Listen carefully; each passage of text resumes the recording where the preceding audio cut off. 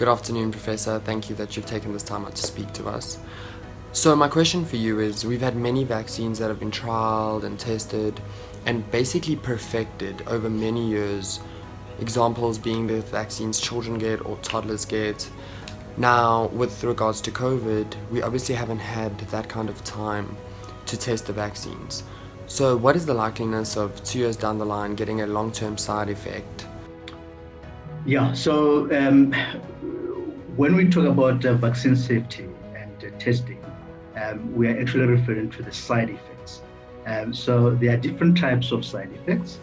We have got what we call minor side effects, and then we also have what we call severe side effects. They are often called, severe adverse events following immunization. And then you can have something like long-term side effects as well.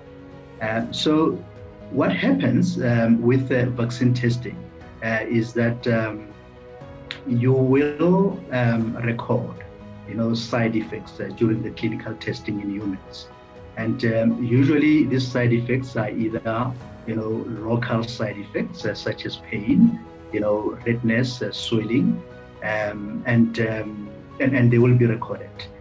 You might also have systemic symptoms such as fever, fatigue, headache, muscle and joint pain in the vaccinated group, and actually not only in the vaccinated group, both in the vaccine group and in the placebo group.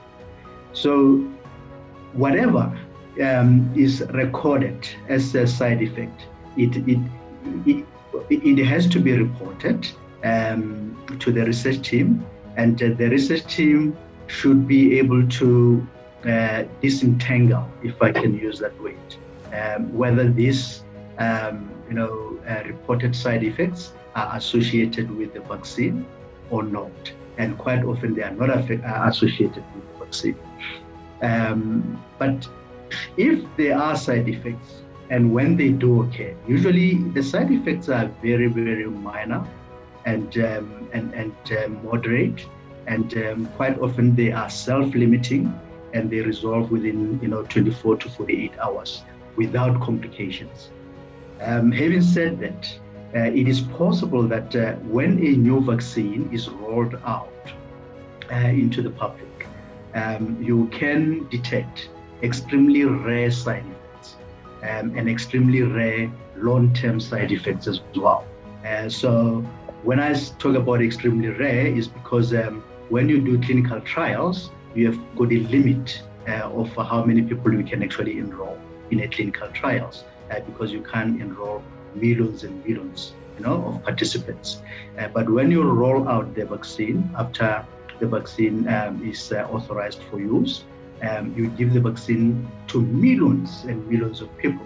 And it is possible that you can detect rare side effects or long-term side effects that were not reported during clinical trial testing. But as I say, these are extremely rare. And if they do happen, they are reported, they are extensively investigated to assess whether they are associated with the vaccine or not. And we do have systems in place to monitor that. In contrast, if you are not vaccinated, we know what are the consequences of infection. And we also know that for those who have recovered from COVID-19, there are increasing number of people who are still suffering from what we call long-term symptoms of COVID-19. I'm talking about COVID-19 survivors. You probably heard about long-haul COVID, all right, or long COVID. And we are seeing this in a number of people who recovered from, natural infection of COVID-19.